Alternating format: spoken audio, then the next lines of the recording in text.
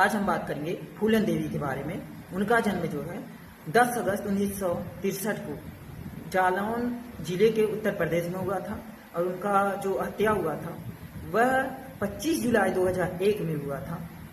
और आज उनके संघर्षों के बारे में बात करेंगे, कैसे उन्होंने संघर्ष किया नारीवाद से, जातिवाद से, और किस तरीके से वो मिर्जापुर में 2 बार सांसद रही समाजवादी पार्टी की तरफ से।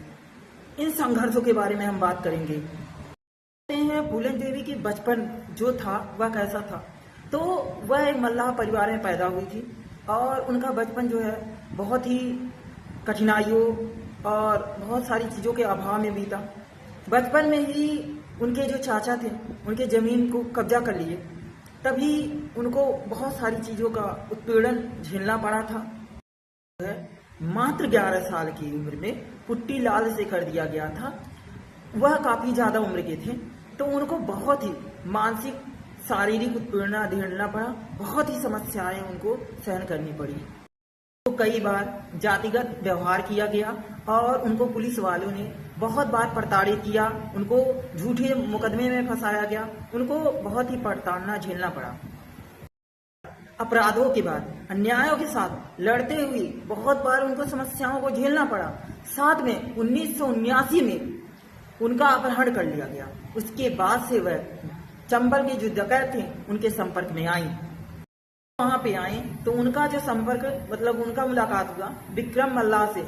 उन्होंने वो एक तरह से उनको गुरु का काम किए, वह उनको गुरु मान ली और उनके साथ आए। उन्होंने उनको प्रशिक्षण दिया, इसमें हथियार चलाने उलाने का उन्होंने ट्रेनिंग दिया प्रॉपर तरीके से। विक्रम मल्लाह जो थे उनका हत्या हो गया। उसके बाद लाला राम जो थे, श्री राम, उनको बंदी बना लिए और बंदी बनाने के बाद उनका काफी समय तक उनका प्रताड़ना करते रहे बहमई गांव में। 14 फरवरी 1981 में बहमई कांड हुआ। उसमें उन्होंने जो वह प्रताड़ना झेली थी उसके बजाय उन्होंने क्या किया, 20 ब्राह्मणों को एक पंक्ति में खड़ा करके गोली मार दी। बट यदि उनसे यह बात पूछा जाए, यह वहां की जानकारी के हिसाब से यह जानकारी मिलती है, पर उनसे जब पूछा गया तो उन्होंने बोला कि ऐसा हमने नहीं किया, मुझे इस बात को लेकर फंसाया जाता है या फंसाया जा रहा है। इस घटना के बाद से जो भारत सरकार है पूरी तरीके से वहां पे चंबल घाटी में वहां पे जो अपने सरकार के जो भी प्रशासनिक लोग थे उनको जांच करने के लिए पूरी तरीके से लगा दिए। ये बात लगातार पुलिस दबाव के कारण मध्य प्रदेश सरकार से मध्य प्रदेश पुलिस से वार्ता करने के बाद, मध्य प्रदेश सरकार से वार्ता करने के बाद उन्होंने 12 फरवरी 1983 को आत्मसमर्पण कर दिया। मध्य प्रदेश में की थी। जो वो थी अपना जो आत्मसमर्पण की वह मध्य प्रदेश पुलिस के सामने नहीं की। उन्होंने महात्मा गांधी की फोटो और जो रिसेंट अर्जुन सिंह जो वहाँ के सीएम थे, उसके अलावा दुर्गा जी का फोटो था, उसके सामने उन्होंने आत्मसमर्पण किया था। उन्होंने एक शर्त और रखी थी कि उनके जो भी गिरोह के लोग हैं उनको मृत्युदंड ना दिया जाए और उनके परिवार के लोगों को जमीन दिया जाए, और उनको जो उनके गिरोह के लोग थे उसे उत्तर प्रदेश पुलिस को ना सौंपा जाए।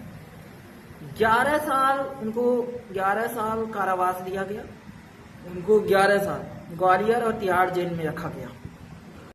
1994 में जो मुख्यमंत्री मुलायम सिंह थे उनके जो उनका मुकदमा था उसको वापस लिया गया और उनको जेल के बाहर से निकाला गया। 1996 में वह समाजवादी पार्टी को ज्वाइन की और 2 बार मिर्जापुर में 2 बार 1996 और 1999 में सांसद के पद में बैठी और उन्होंने संसद के अंदर और संसद के बाहर अपनी आवाजें उठाई, लोगों के हक के लिए उन्होंने लड़ा। 25 जुलाई 2001 को दिल्ली के उनके आवास के बाहर 3 नकाबपोश पहन के उनके ऊपर हमला कर दिए और उनकी हत्या कर दी।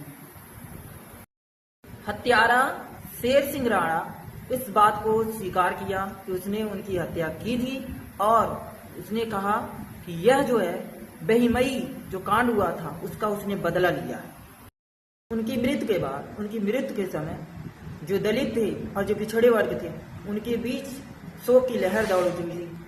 और हमको इनके जीवन के बारे में जब हम पढ़ते हैं तो हमको समझ में आता है कि इनका जीवन कितने संघर्षों से बीता हुआ है, कितनी परेशानियां झेलकर इन्होंने देश के लिए इतना बेहतरीन काम किया है। तो हमको इनसे लेसन सीखना चाहिए और अपने अंदर भी जज्बात और वीरता का भाव लाना चाहिए और देश के लिए लड़ना चाहिए, देश के प्रति अपना समर्पण दिखाना चाहिए। और इनके बारे में आपको यदि पढ़ के अच्छा लगे, सुनकर अच्छा लगा हो तो आप कुछ इनके बारे में कमेंट कर सकते हैं। धन्यवाद।